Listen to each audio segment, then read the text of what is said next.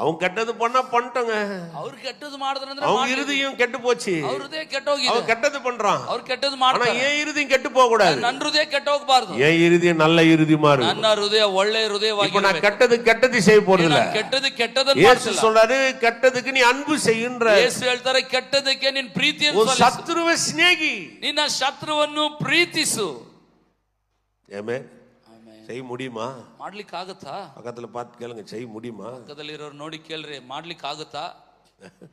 சத்ருவை பார்த்த உடனே கல்ல தான் பார்ப்போம். நம்ம அவனை மண்டியை உடச்சாரான். இனி ಶತ್ರು ನೋಡ್ತಿದ್ದಂಗೆ ಕಲ್ಲನ್ನು ನೋಡ್ತೇವೆ. ಇವತ್ತು ತಲೆ ಹೊಡೆದು கையில மட்டும் மாட்டணும்னு அப்படியே புளிஞ்சி அப்படியே ஜூஸ் ஆக்கி அப்படியே குடிச்சிருவான். ಕೈಯಲ್ಲಿ ಸಿಕ್ಕಾಕೊಳ್ಳಿ ಹಂಗೆ ಹಿಂಡಿ ಜ್ಯೂಸ್ ಮಾಡಿಬಿಡ್ತಾನೆ. ஆண்டவர் அவனை புளிய சொல்ல, ಅವನನ್ನು ಹಿಂಡಲಿಕ್ಕೆ ಹೇಳಲಿಲ್ಲ. அவன் தாகத்துக்கு ஒரு ஜூஸ் கொடுக்க சொல்றாரு. ಅವನ ದಾಹಕ್ಕೆ ಒಂದು ಜ್ಯೂಸ್ ಕೊಡು ಅಂತ ಹೇಳ್ತಾರೆ. நான் சொன்னது விளங்குது?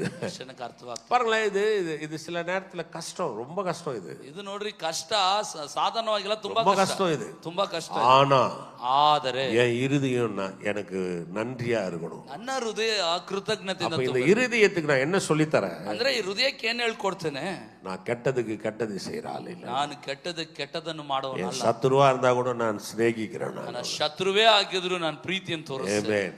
பாருங்க, இது வரும்போது நீங்க கொஞ்சம் பாருங்களேன், இது வரும்போது என்ன ஆகும் நீங்க கொஞ்சம் யோசிச்சு பாருங்க. ಈ ರೀತಿ ಬರುವಾಗ ಏನಾಗ್ತದೆ ಯೋಚನೆ ಮಾಡಿ. உங்க வாழ்க்கையில